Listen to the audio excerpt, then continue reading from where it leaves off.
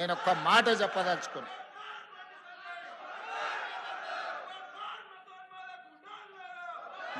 మాట చెప్పదలుచుకున్నా.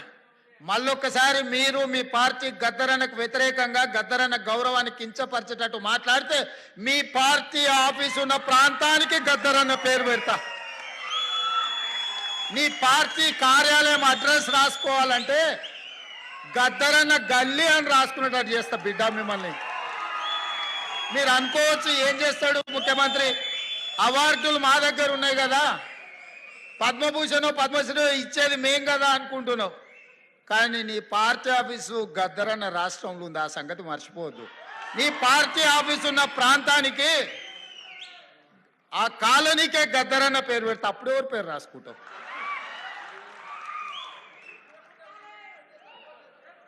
ప్రతిదానికి మా దగ్గర మందుంది స్వామి. ఇంతకు ముందు ఆయన కూడా గిట్లనే నీలిగిండు, గద్దరన్నని గేటు బయట కూసబెట్టిండు. ఏమైంది? గేటు బయట కూసబెట్టిన ఆయన లోపల ఉన్నాయన గద్దె మీద కూర్చున్నాయన గొప్ప అనుకున్నాడు. కానీ చూస్తుంటేనే ఆయన గద్దె కూలింది, గేట్లు బద్దలైనాయి.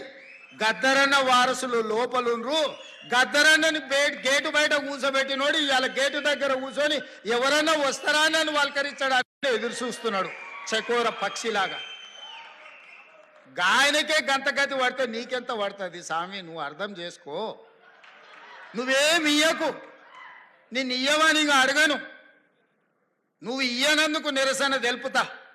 ఎట్లయితే గద్దరన్నని గేటు బయట కూర్చోబెట్టినోనికి పట్టిన గతి ఉందో వచ్చే ఎన్నికల్లో నీకు గదే గతి పడుతుంది. ఓట్ల విప్లవం వస్తుంది. గండ్ల నువ్వు కొట్టుకపోతావు. మేము గద్దరన్నకి ఇవ్వాల్సిన గౌరవం కేంద్ర ప్రభుత్వం నుంచి మేమే ఇప్పిస్తాం. రాహుల్ గాంధీతో మేమే మాట్లాడతాం. అడగం, సంతకం పెడతాం. గద్దరన్న గౌరవం ఇచ్చడానికి కేంద్ర ప్రభుత్వం నుంచి నువ్వు మర్చిపోకు. Subscribe us and press the bell icon for more interesting updates.